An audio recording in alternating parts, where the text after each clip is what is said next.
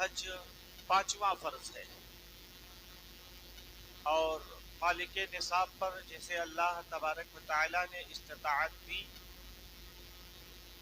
اور وہ اس استطاعت کو پہنچنے کے بعد اس کے گھر کا طواف نہیں کرتا تو اللہ اس کے رسول کی ناراضگی مول لیتا ہے۔ بعض دفعہ دیکھنے میں مسئلہ یہ آتا ہے کہ کچھ احباب ہمارے دیگر دنیا کی ضرورتوں کو بیچ میں حائل کر کے اور کہتے ہیں کہ یہ کام کر لیں تو پھر حج کریں گے، ابھی عمر ہی کیا ہوئی ہے۔ تو میں ان سے کہوں گا کہ بھائی، موت صرف بوڑھوں کو نہیں آتی، بچے بھی انتقال کر جایا کرتے ہیں۔ آپ قبرستان کا دورہ کر کے دیکھ لیں، آپ کو پتہ چل جائے گا کہ وہاں کتنے جوان اور کتنے بوڑھے اور کتنے بچوں کی تعداد موجود ہے۔ تو اللہ نے اگر وقت دیا، رب تبارک و تعالی نے دولت عطا کی، تو اس کے گھر کا طواف کرے۔ حاجی اللہ کا مہمان ہوتا ہے، حاجی اللہ کا مہمان ہوتا ہے۔ اور پھر اللہ کے حبیب صلی اللہ علیہ وسلم نے فرمایا کہ حاجیوں سے اپنے لیے دعا کراؤ، کیونکہ یہ اللہ کے گھر کا مہمان ہوتا ہے۔ تو اگر مہمان کسی میزبان کے گھر جائے تو پھر مہمان کی بات میزبان ٹالا نہیں کرتا۔ تو حج کرنے والے نے اگر کسی کے لیے دعائے مغفرت کر دی تو اللہ تبارک و تعالی اس کی بخشش فرما دے گا۔ رب تبارک و تعالی بھی اپنے مہمان کی بات کو نہیں ٹالا کرتا۔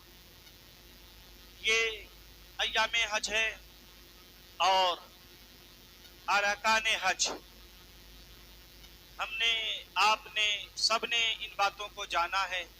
حدود حرم میں داخل ہونے کے بعد بندہ تمام منہیات سے رک جاتا ہے۔ شریعت مطہرہ نے جن چیزوں کو حدود حرم میں آنے کے بعد اور احرام پہننے کے بعد ناجائز اور حرام قرار دیا، ان چیزوں کو بندہ پھر نہیں کرتا۔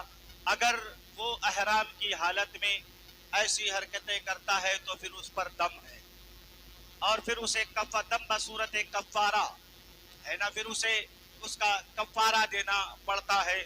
اور جب بندہ لبیک کہتا ہے، لبیک اللہم لبیک، لبیک اے اللہ میں حاضر ہوں، اے اللہ میں حاضر ہوں، تو جانتے ہیں اللہ تبارک و تعالی اس کے جواب میں فرماتا ہے لبیک و سعدیک، میرے بندے میں بھی تیرے پاس حاضر ہوں۔ سبحان اللہ۔ جب بندہ لبیک تلبیہ پکارتا ہے نا تو اللہ تبارک و تعالی فرماتا ہے کہ میں بھی تیرے پاس حاضر ہوں۔ اچھا ہوتا یہ ہے کہ جب حاجی جاتے ہیں نا، ہم سب تو استطاعت نہیں رکھتے، سب نہیں جا سکتے، تو اے اللہ کیا ہم اس ثواب سے محروم رہ جائیں گے؟ مالک ہمارے پاس تو اتنی دولت نہیں کہ تیرے حبیب کا دیار دیکھ سکے، اے مالک ہمارے پاس تو اتنا سب کچھ جو ہے اسباب و وسائل مہیا نہیں اور سارے تیرے حبیب کے دیار میں جائیں دیکھیں، تو یہ بڑی مشکل اور دشواریوں کی بات ہے کہ اتنے پیسے تو ہر بندے کے پاس نہیں، پھر کیا ہم اس ثواب سے محروم رہ جائیں گے؟ فرمایا گیا نہیں، جب کوئی حاجی حج کے لیے جاتا ہے تو میرا ایمان والا امتی اسے دیکھ کر کے جب مچل کر کے روتا ہے نا، تو اللہ تبارک و تعالی میرے اس رونے والے ایمان والے امتی کو بھی اتنا ہی ثواب عطا فرماتا ہے۔ اور ہوتا یہ ہے کہ جب کوئی حاجی حج کے لیے جاتے ہیں نا، تو ہم سارے جب انہیں رخصت کرنے جاتے تو یقیناً خود بخود آنکھیں بہتی ہیں، اور جانتے ہیں یہ صرف اور صرف اس وجہ سے شوق طیبہ کے دیدار کے لیے روتا ہے۔ اور اللہ تبارک و تعالی دلوں کے راز سے بخوبی واقف ہے، کیونکہ اس نے فرمایا ان اللہ علی کل شیء قدیر، بے شک اللہ ہر جائز ممکن شے پر قادر ہے، تو پھر وہ دلوں پر بھی قادر ہے، دلوں کے راز کو بھی جانتا ہے، آنکھوں سے نکلنے والے آنسو کے قطرات سے بھی وہ باخبر ہے، بندے کے دل میں اٹھنے والے وسوسے کو بھی مالک و خالق پہچانتا ہے۔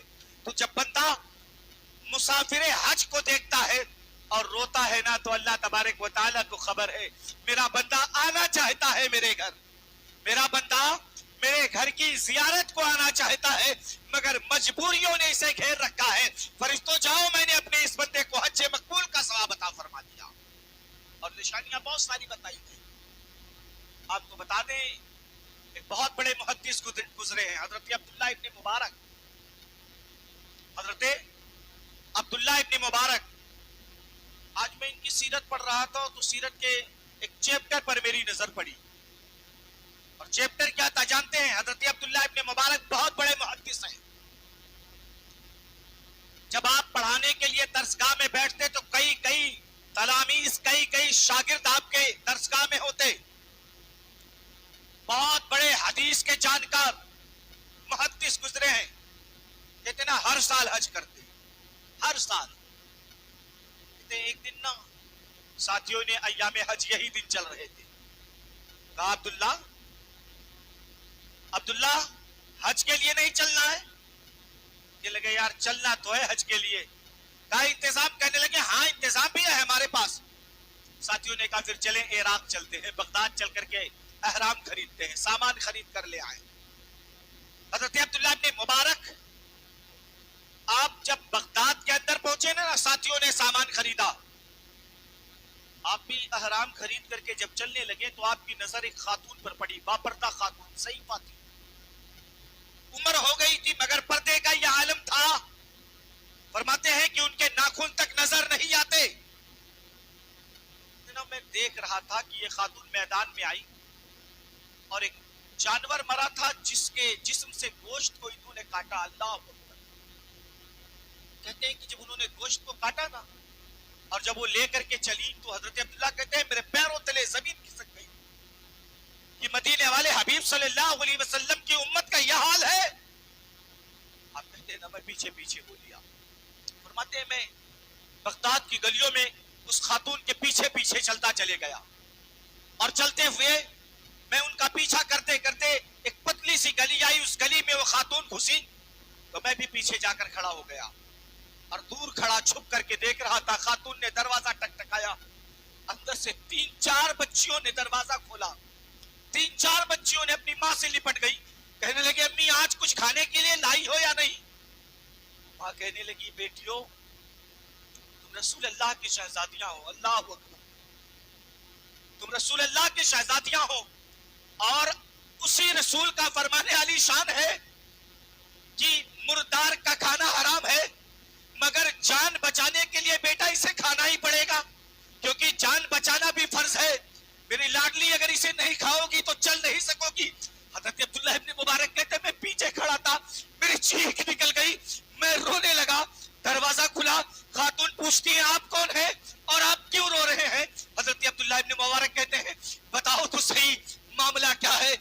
اس خاتون نے کہا آپ جائیں اپنا کام کریں، ہمیں اپنا کام کرنے دیں. حضرت عبداللہ ابن مبارک نے اپنی جیب میں ہاتھ ڈالا، 300 دینار نکالنے کے بعد دینے لگے تو خاتون نے صاف منع کر دیا.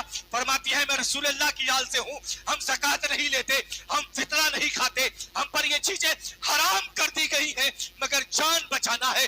جان بچانے کے لیے نانا نے جو شریعت میں طریقے بتائے ہیں اسی پر عمل کر رہی ہوں. اللہ اکبر. حضرت عبداللہ ابن مبارک اپنے دونوں گھٹنوں کو زمین پر رکھ دیتے ہیں اور ہاتھ جوڑ کر کے پیسے لے کر وہ 300 دینار لے کر کھڑے ہو جاتے ہیں اور عرض کرتے ہیں آپ اسے قبول فرما لے، آپ اسے قبول فرما لے. خاتون کو دیا اور خاتون نے جب لیا نا تو کہنے لگی عبداللہ ایک بات سن لے، میرے شوہر زندہ نہیں ہے، کئی دنوں سے ہم بھوکے ہیں، ہم پر فاقے چل رہے تھے، میری بچیاں کئی دنوں سے بھوکی تھی اور ہم نے انہیں کچھ نہیں کھلایا تھا، مجبوری کی صورت میں ہم نے یہ قدم اٹھایا تھا. حضرت عبداللہ ابن مبارک پیچھے پلٹے، آئے نا دوستوں کے پاس. دوستوں نے کہا عبداللہ چل حج کرنے کے لیے چلتے ہیں. حضرت عبداللہ کہنے لگے نہیں اب ہم حج کرنے نہیں جائیں گے.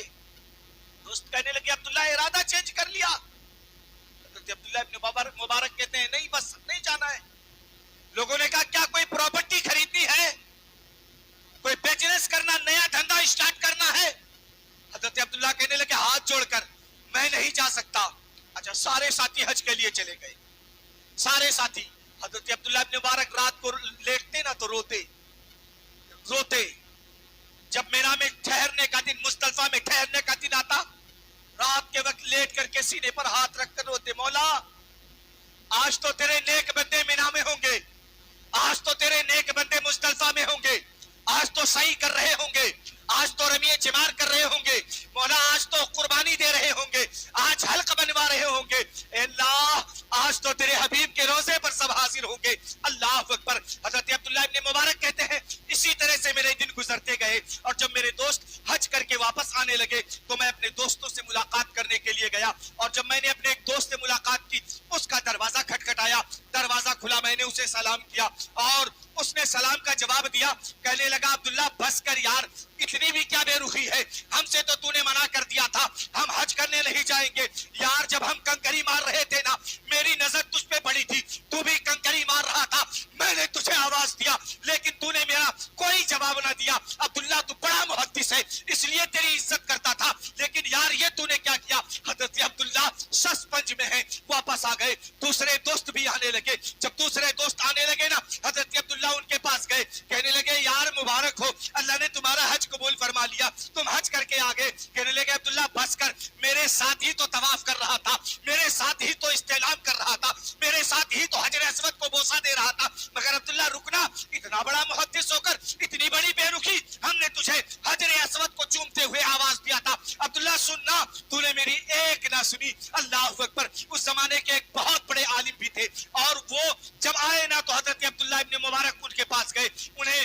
مبارکباد دینے کے لیے کہنے لگے مبارک ہو, اللہ نے آپ کا حج قبول فرما لیا. اللہ اکبر. وہ عالم صاحب کہنے لگے عبداللہ بس کر یار, جھٹائی کی بھی کوئی حد ہوتی ہے. جب روضہ رسول کے سامنے تو کھڑا تھا میں بھی کھڑا تھا, دیکھ یہ تھیلا تو نے مجھے پکڑایا تھا, اپنے پیسوں کا تھیلا تو نے مجھے دیا تھا, میں اسے سنبھال کر کے لے کے کھڑا تھا. یار عبداللہ اتنے دن سے سنبھال کر کے رکھا, پلٹ کر تو نے دوبارہ دیکھا نہیں, یہ اپنی تھیلی سنبھال اور نکل جا. حضرت عبداللہ پریشان ہو گئے, کہتے ہیں میں واپس گھر آیا, رات کے وقت نماز عشاء کے بعد میں رسول اللہ صلی اللہ علیہ وسلم پر درود پڑھتے پڑھتے سویا. کہتے ہیں جب سویا نا تو پوری گلیاں مہکنے لگی, علاقے منور ہونے لگے کیونکہ میرے آقا کی آمد ہونے والی ہے. حبیب آئے, آنے کے بعد فرماتے عبداللہ اپنی جھولی کھول کر کے دیکھ لے, تو نے میری بیٹی کو 300 دینار دیا تھا, میں نے پورے 600 دینار تجھے دیے ہیں. اللہ اکبر. عرض کرتے ہیں یا رسول اللہ صلی اللہ علیہ وسلم, عبداللہ آپ کا غلام ہے, عبداللہ آپ کے حال کا غلام ہے. آقا فرماتے ہیں عبداللہ کیا تو اس بات سے خوش نہیں کہ اللہ تبارک و تعالی نے ایک فرشتہ پیدا فرمایا ہے جو صبح قیامت تک تیری طرف سے حج کرتا رہے گا, اللہ تیرے نامہ اعمال میں حج کا ثواب عطا فرماتا رہے گا. میرے بھائی غریب پروری تو مصطفیٰ نے سکھائی ہے, غریب نوازی تو غریب نواز نے سکھائی ہے, غریب نوازی تو سالار غازی نے سکھائی ہے. ہمیں تو اس پر عمل کرنا چاہیے. لیکن افسوس آج کتنی بیٹیاں گھروں میں بیٹھی ہیں اور کتنی بیوائیں بلک رہی ہیں مسجدوں کے سامنے, ہم ان پر دھیان نہیں دیتے. میرے بھائی یہ بھی میرے رسول کی امتی ہے, یہ بھی میرے حبیب کا کلمہ پڑھتے ہیں. ان غریبوں مسکینوں کا بھی خیال رکھو. عید منا لینا صرف اپنے بچوں کے ساتھ خوشی منا لینا نہیں ہے, عید منانا ہے نا تو پھر غریبوں کو بھی اپنی عید میں شامل کرو. 50 لاکھ کا بکرا لانے سے مسئلہ حل نہیں ہوتا, میاں وہی 1 لاکھ میں 10 بکرے لے کر کے آؤ, اپنے غریب بھائیوں کے ہاں بھی تقسیم کرو. لیکن نہیں, ہمارے یہاں تو فریجر ابھی سے اسٹارٹ ہونا چالو ہو گئے, خریدنا شروع ہو گیا. یار بکری کی قربانی ہے. پھر وہ ایک بندہ ایک دن مسئلہ مجھ سے آیا تھا پوچھنے, کہنے لگا حضرت قربانی کا گوشت محرم تک کھا سکتے ہیں, قربانی کا گوشت محرم میں. اب آپ اندازہ لگا لیں اس قوم کے حالات کیا ہیں. اس قربانی کے گوشت میں غریبوں کا حق ہے, اور بہت سارے ایسے جنہیں میں جانتا ہوں کہ بیچارے جب اسی کمپنی میں اپنی کمپنی میں ذبح کرتے ہیں نا تو پھر وہ سارا یہی غریبوں میں تقسیم کر کے چلے جاتے ہیں. وہ بس تھوڑا سا کھانے کے لیے گھر تک, اور بہت ایسے بھی ہیں جو جب ذبح کرتے ہیں نا تو پھر پڑوسی بھوکا مرتا ہے. قربانیوں کے دن بھی ان کے گھر دال اور چاول بنتے ہیں. کیا تمہیں جواب نہیں دینا پڑے گا؟ کیا ہم سے رسول اللہ صلی اللہ علیہ وسلم نہیں پوچھیں گے؟ کیا مدینے والے نے اگر پوچھ لیا کہ بقرہ عید کے دن بھی تیرا پڑوسی بھوکا رہا, کیا ہم جواب دیں؟ جواب سب نے دینا ہے, اور مصطفیٰ کریم کے سامنے سب نے کھڑا ہونا ہے. اور اسی لیے تو علامہ اقبال نے کہا نا, اچھے کا مسئلہ علامہ اقبال کا, ڈاکٹر اقبال ایک دعا کرتے تھے, ڈاکٹر اقبال, اور ان کی دعا کیا تھی جانتے ہو؟ ڈاکٹر اقبال جب ہاتھ اٹھاتے نہ کہتے یا اللہ جب نامہ اعمال تولے جائے نا تو مولا تیرے حبیب وہاں کھڑے نہ ہو. اللہ اکبر. یا اللہ جب نامہ اعمال تولے جائے تو تیرے حبیب میزان عمل پر نہ ہو. کسی نے کہا مولانا یہ کیسی دعا ہے؟ ڈاکٹر صاحب یہ کون سی دعا آپ کر رہے ہیں؟ ہم تو دعا کرتے ہیں یا اللہ نامہ اعمال جب کھل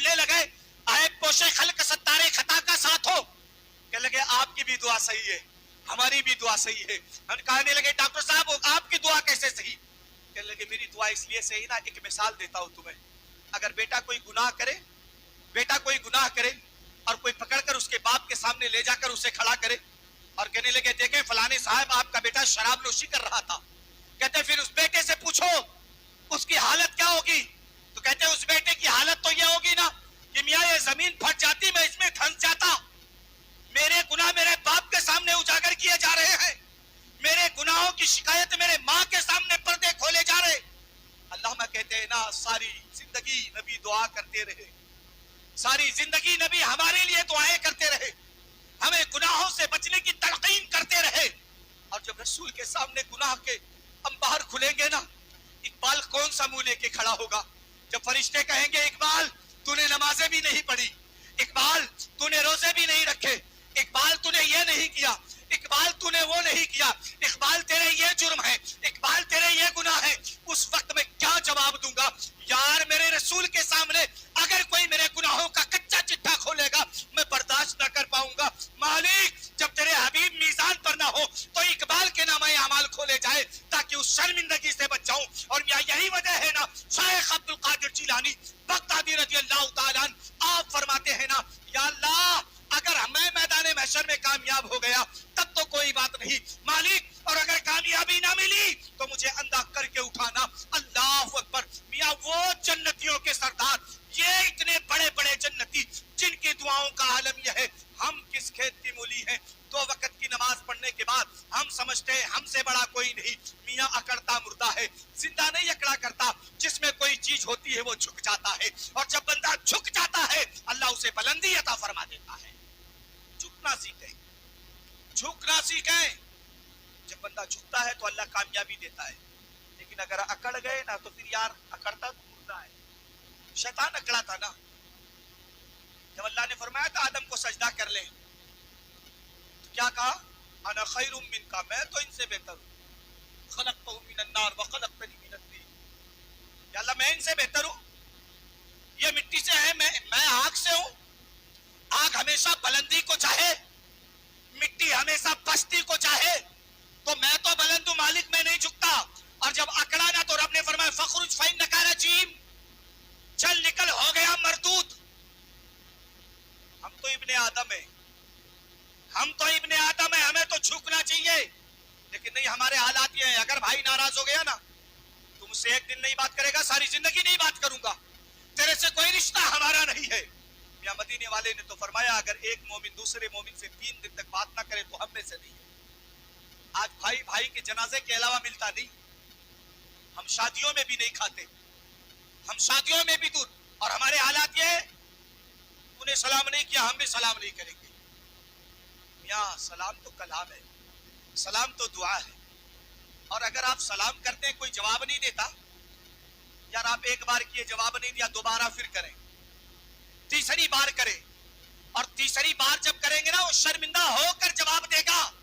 لیکن نہیں, تو اگر مجھ سے 1 بالش دور جائے گا تو میں 1 ہاتھ جاؤں گا. یہ ہمارے حالات ہیں.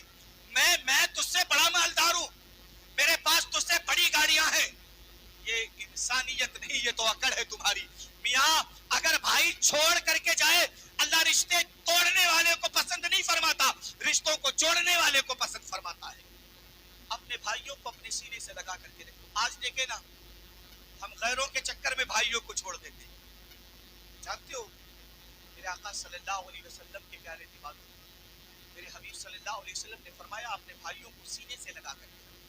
اور ایک حدیث تمہیں سناؤں ابو داؤد شریف کی. آقا فرماتے ہیں جب 2 ایمان والے امتی مصافحہ کرتے ہیں, 2 ایمان والے امتی آپس میں ملتے ہیں تو اللہ تبارک و تعالیٰ ان کے ہاتھ کو جدا ہونے سے پہلے دونوں کو بخش دیتا ہے. سبحان اللہ. ایک مومن جب دلوں سے قدورت کو نکال کر, دلوں سے نفرت کو نکال کر اپنے ایمان والے بھائی سے ملتا ہے, مومن سے مومن ملتا ہے, اللہ کے رسول فرماتے ہیں اللہ جدا ہونے سے پہلے بخش دیتا ہے. پھر جو جدا کرتا ہے اس کی بخشش کہاں ہوگی؟ وہ کون سے نالے میں جا گرے گا؟ میاں اللہ تبارک و تعالی نے ہمیشہ جوڑنے والوں کو پسند فرمایا ہے.